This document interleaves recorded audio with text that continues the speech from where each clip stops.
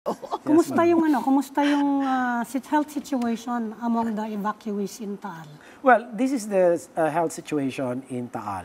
The long and short of it is, as of yesterday, there have been 3,773 consults done for the following conditions. Number one, upper respiratory tract infection, hypertension, influenza-like illness, then you have diarrhea, then you have skin diseases or lesions, eye irritation, and minor injuries. Mostly from the ASEAN and the cramped surroundings. Yes, right. In fact, 57% of the 3,773 cases for which consults were made accounts for the upper respiratory tract illness.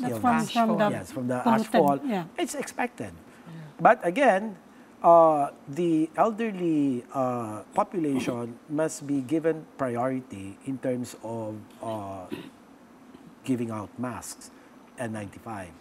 They cannot afford not to give those people because they're the most vulnerable to the ash falls and because of, again, underlying medical conditions. And of course, the stress that it's created, di ba? Yeah, the hypertension can go up. Yeah, may napake na nga daw. Exactly. Deaths, the fatalities. We're both heart attacks. Yes, exactly. So it's very difficult. We commiserate. We sympathize with our people in those evacuation centers because of the stress of uncertainty.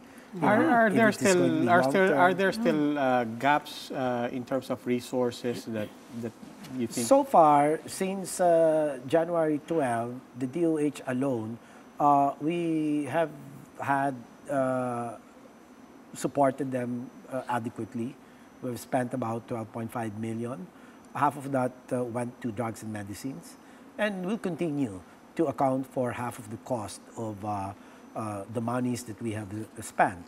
But it's the sanitation, the hygiene that really is the most difficult challenge. Do you think the 30 billion additional budget that the President has asked for is going to help, or I think the 30 billion, the 30 billion, I think more strategically should be spent for permanent relocation sites because you spend billions for these,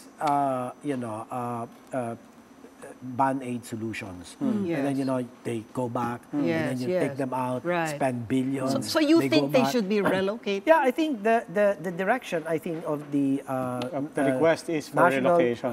Disaster Risk Reduction Management Council, of which DOH is a member, is really long-term, more strategic solution. Permanent relocation. Get them out of the 15-kilometer the island only or the municipalities around? 14-kilometer danger zone. They have to be brought out of that danger zone permanently. Zero